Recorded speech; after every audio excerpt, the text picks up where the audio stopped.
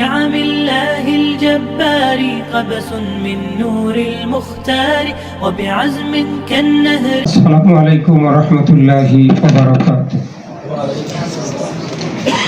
নন্দীগ্রাম ইসলামী bank কর্তৃক আয়োজিত আজকের এই দিনই জ্ঞানবান লোকদেরকে নিয়ে এক মত বিনিময় সভার সম্মানিত পরিচালক, সম্মানিত প্রধান অতিথি, বিশেষ অতিথিবৃন্দ, আমার সামনে বসা বিভিন্ন টায়ারের আলিম ওলামাগণ, বিভিন্ন গ্রাম মহল্লা থেকে আসা ইসলামী ব্যাংকের শুভাকাঙ্ক্ষী ভাইয়েরা, আসসালামু আলাইকুম রহমতুল্লাহ। আসলে ইসলামী ব্যাংক 80-র দশকে প্রতিষ্ঠিত করা হয়েছিল এই দেশটাকে সুদমুক্ত একটি অর্থনীতি উপহার দেওয়ার জন্য। এই লক্ষ্যে শহীদ মীর কাসিম আলী ভাই সহ কেন্দ্রীয় যত নেতৃবৃন্দ ছিলেন তারা এই ব্যাংক প্রতিষ্ঠিত করেছিলেন।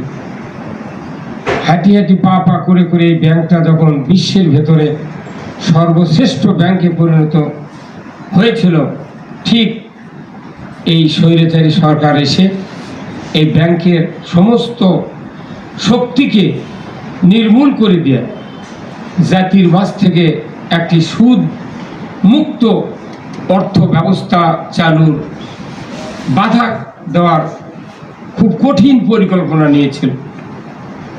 আমরা বহু চেষ্টা করে এই ব্যাংক প্রথমে বগুড়াতে আনি, ওখানেও আমাদের অ্যাকাউন্ট আছে, সম্মানিত উপজেলা চেয়ারম্যান এখানে আছেন।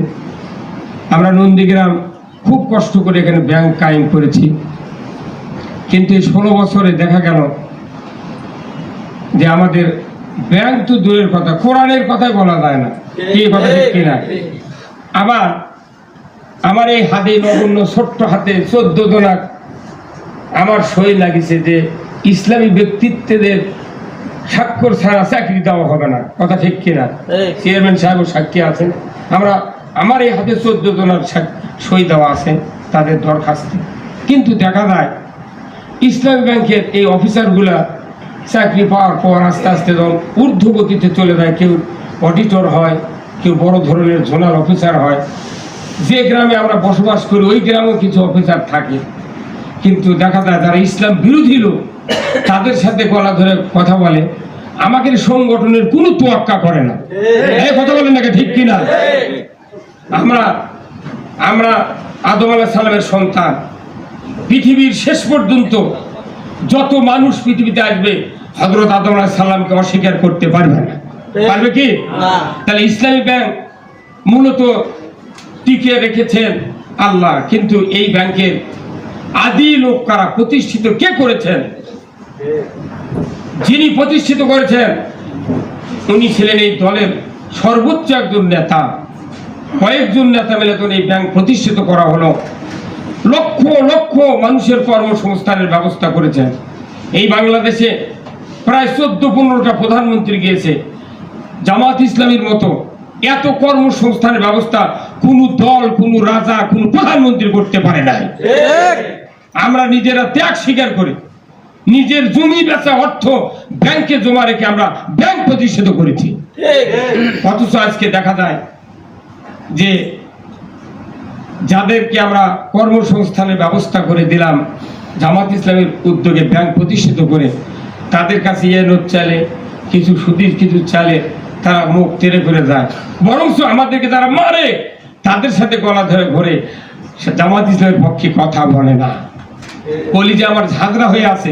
আমি সেদিন এই ব্যাংকের একজন অফিসারের কাছে আমি ফোন দিয়েছিলাম রাত্রিতে, যে ভাই খুব দুঃখ লাগে, আমরা 4 আনা লোন নিই না, এই নন্দীগ্রাম থেকে আমরা কোনো লোন চাই না। আমরা চাই যে এই অর্থ ব্যবস্থা মানুষ গ্রহণ করুক, সুদমুক্ত একটা অর্থনীতি বাংলাদেশে চালু হোক। এটার কি সমস্যা, এর সুফল কি কুফল কি, এটা বোঝার জন্য, বলার জন্য আমরা কোনো প্রোগ্রামে ইসলামী ব্যাংকের সহযোগিতা পাই না। আমরা শুধু বক্তৃতায় বলি যে ইসলামী ব্যাংক সুদমুক্ত ব্যাংক, কিন্তু এখন দেখা যায় ইসলামী ব্যাংকে ঘায়েল করার জন্য প্রত্যেকটা ব্যাংকে ইসলামী শরিয়া মোতাবেক চালু করে ফেলেছে। কিন্তু সাইনবোর্ডে আছে ইসলাম, কিন্তু ভেতরে কোনো ইসলাম নাই। একমাত্র ব্যাংক এই বাংলাদেশ ব্যাংক, আমার খুব প্রাণের ব্যাংক। এই ব্যাংকে আমার অ্যাকাউন্ট ছিল, কিন্তু একদিন আমি বাড়ি করার সময় খুব অসহায়, খুবই অসহায়, আমার 50,000 টাকার দরকার। তা আমি টাকা নিতে আসলাম, আমি 15 কাঠা জমির দলিলও দিলাম। তারপর আমাকে বলা হচ্ছে যে ইয়ে করেন, আপনি এত পরিমাণ টাকা আগে জমা দেন, তারপরে দেবো। আমি বললাম, ভাই আমার যদি টাকায় থাকে আমি আবার কেন নেব? কি কথা ঠিক কিনা? আমি আবার সুশান্ত চেয়ারম্যান, এই যে শান্ত, হাজু আলাই করে শান্ত থেকে 50,000 টাকার একটা বান্ডি নিয়ে এসে দিয়ে তারপরে এখান থেকে আমি টাকা নিই। হিন্দু মানুষের থেকে আমার টাকা লাগে, চিন্তা করেন। যাকে সে কথা, আমার একটাই কথা যে আমার এই বাংলাদেশে ইসলামী ব্যাংক শ্রেষ্ঠ ব্যাংক। এই ব্যাংকে যারা চাকরি করেন, আপনারা জানেন, সম্মানিত শহীদুল ইসলাম ভাই আছেন, আমরা খুব কষ্ট করে ব্যাংকিং ব্যবস্থা জনগণের সামনে তুলে ধরেছি, বাড়ি বাড়ি গিয়েছি, ভাই অ্যাকাউন্ট খোলেন, অ্যাকাউন্ট খোলেন। ইনশাআল্লাহ এই নন্দীগ্রামে একটা আদর্শ মডেল আপনারা সেট করেছেন। আমি চাই যে এই ব্যাংক চলুক, কিন্তু মাঝে মধ্যে আপনাদেরকে এইরকম কনফারেন্স করে জনগণকে বুঝাতে হবে যে না, এটা সুদ মুক্ত ব্যাংক, এটা সুদ যুক্ত ব্যাংক। কথা ঠিক কিনা? আমরা উত্তর দিতে পারি না। আমি তো যুদ্ধ করি ইসলামী ব্যাংকের জন্য, কিন্তু তারপরেও মাশাআল্লাহ আমি আপনাদেরকে একটি কথা বলবো। আল্লাহ তাআলা কোরআনে বলছেন, ওমান আরাদা আন যিকরি ফাইন্না লাহু মাইশাতান দনকা ওয়া নাহশুরুহু ইয়াউমাল কিয়ামাতি আমা। আল্লাহ তাআলা বলছেন যে আল্লাহর জিকির, আল্লাহর স্মরণ থেকে যদি তোমরা দূরে সরে যাও, মুখটা যদি অ্যাবাউট টার্ন করে চলে যাও, এই দুনিয়ার জীবিকা তোমাদেরকে সংকীর্ণ করে দেওয়া হবে। এই জীবিকা প্রশস্ত করার জন্য আল্লাহ তাআলা অর্থ ব্যবস্থা দিয়েছেন। আর এই অর্থটা সুদমুক্ত যদি হয়, এই মানুষের ঈমান ঠিক থাকবে। আর যদি সুদ যুক্ত হয়, এই মানুষের ঈমান থাকে না। কারণ আল্লাহ তাআলা বলছেন, ইয়া আইয়ুহাল্লাযিনা আমানু লা তাকুলুর রিবা, ঈমানদাররা সুদ খায় না। এর ভেতরে গোপনে তথ্য থাকে, যারা ঈমান আনার পর সুদ খায় এদের ঈমান থাকে না। আমরা বলিষ্ঠ কণ্ঠে জাতির কাছে আবার তুলে ধরবো, এস আলম গ্রুপের কাছে এই ব্যাংক সরকার যুক্ত করে আমাদের যে ক্ষতি করেছে, হারে হারে এই সরকারের কর্মচারীদেরকে বিচারের আওতায় আনবো আমরা। আর এই ব্যাংকে যারা হিন্দু অমুসলিম মহিলা যাদেরকে নিয়োগ দেওয়া হয়েছে, তাদেরকে বিচারের কাঠগড়ায় আমরা দাঁড়াতে চাই। আমাদের অনেক ইসলামী ছাত্র শিবিরের ভাইরা চাকরি পায় না, বিভিন্ন ভাবে চিন্তা ভাবনা করে, অন্য গ্রুপ কয় না এস আলম নিয়েছে আর চাকরি হবে না।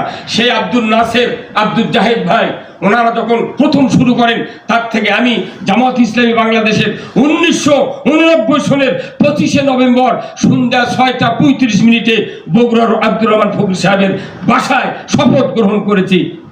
আমার কলিজা ফেটে যায় যে আজকে জাতি বুঝলো না, আমরা বুঝাতে দিচ্ছি না। আসুন আল্লাহ তাআলা আমাদের সকলকে আবার পূর্ণ উদ্যমে এই ইসলামী ব্যাংক ব্যবস্থাকে শক্তিশালী করে জাতির সামনে পুরো শক্তি নিয়ে আমরা প্রচার করব, ইসলামী ব্যাংক একমাত্র সুদ মুক্ত ব্যাংক। আমরা কি আওয়াজ তুলতে পারি না? কারা কারা তুলবেন? তো হাত তুলে দেখান। লিল্লাহি তাকবীর। আল্লাহ তাআলা সকল চেষ্টা সাধন আমাদের কবুল করুক। আল্লাহুম্মা আমিন। ওয়া আখিরু দাওয়ানা আলহামদুলিল্লাহ। আসসালামু আলাইকুম ওয়া রাহমাতুল্লাহ।